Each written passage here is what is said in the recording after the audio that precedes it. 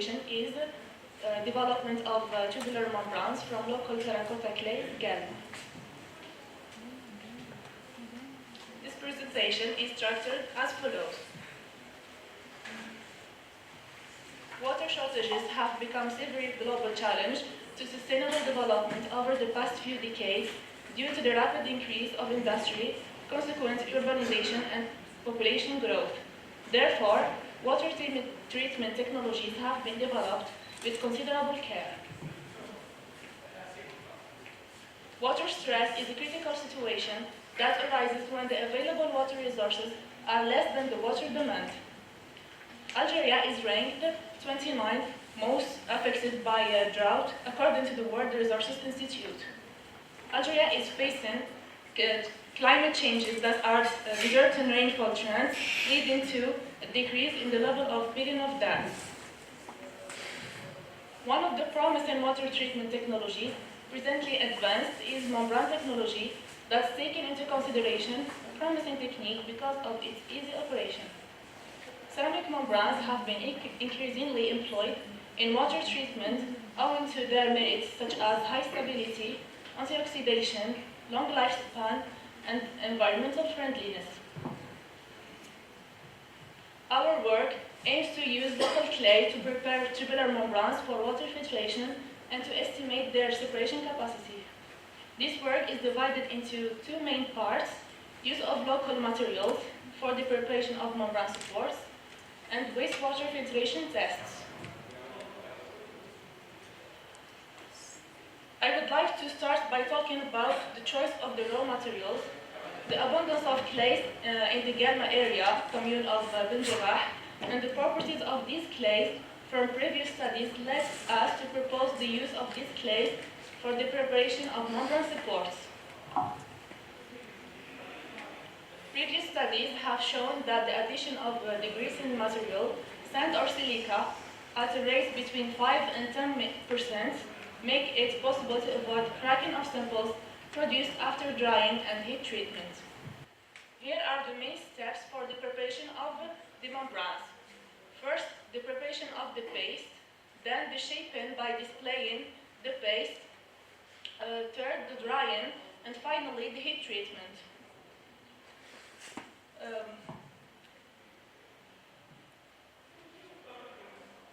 The first step is the preparation of the paste, which begins with drying the paste in the oven at a temperature of 120 degrees for 24 hours.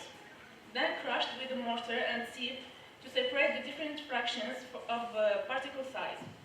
The thin fractions of clay with a particle size less than 0.25 millimeters is used to prepare our membrane. As shown in Table 1, the paste composition, we have prepared two samples with the different weight ratios of yellow clay and blue clay, and sand as the greaser.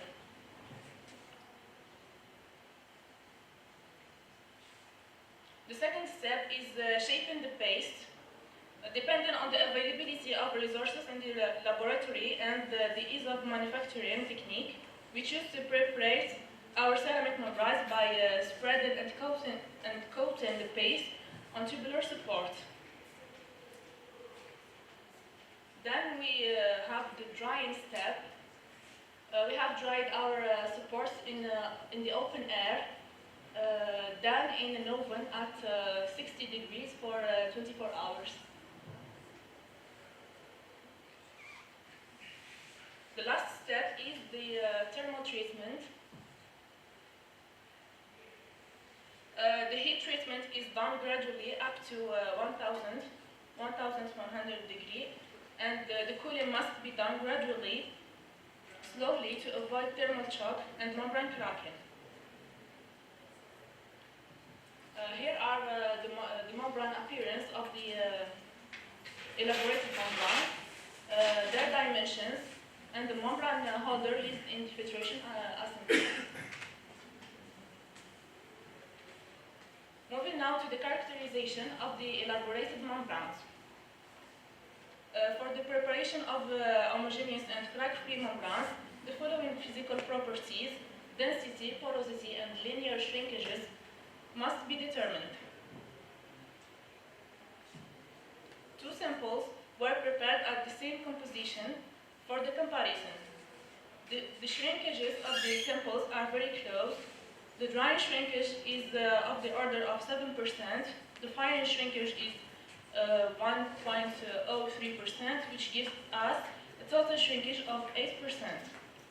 The average density after heat treatment is 1.86, and the average porosity is around 11%.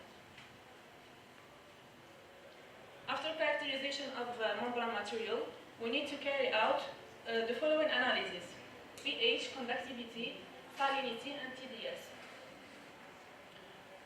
To see the properties of the filtered water and the separation capacity of the membranes.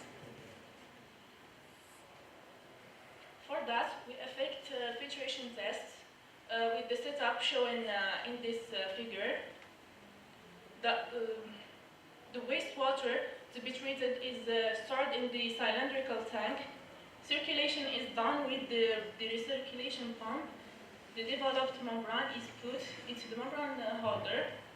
The permeate is recovered, and the retentate returns with the feed solution to the tank in closed loop.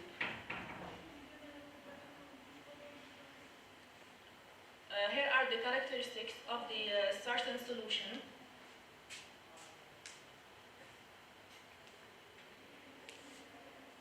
We note from the table 3 that the values of conductivity, salinity, and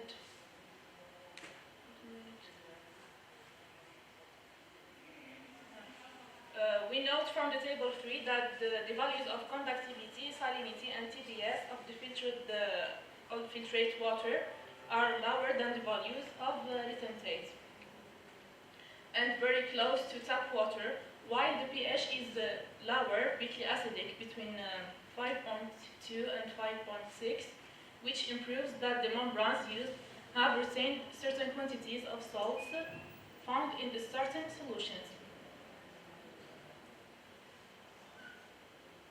The variation of transmembrane fluxes and the permeance of the developed membrane as a function of time and pressure are shown in these curves. For the three membranes developed, we notice a linear increase in the permeate flow as a function of time and transmembrane pressure.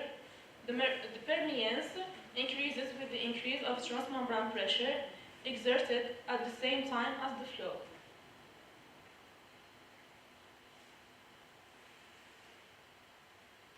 For the sample 3, the fluctuation of the flow is due to the addition of wastewater to be treated after reducing the level of the latter in the assembly tank to extend the equilibrium time for separation of the membrane. I would like to end with a summary of the main points. In this work, we prepared tubular membranes from local terracotta clays, which were used for filtration of wastewater by the technique of spreading and coating the paste on tubular supports. After the wastewater filtration tests, we noticed that the values of the conductivity, salinity, and TDS of the filtrate are lower than the values of the retentate, which indicates that the membranes used have retained certain quantities of salts found in the certain solution. Thank you for your attention.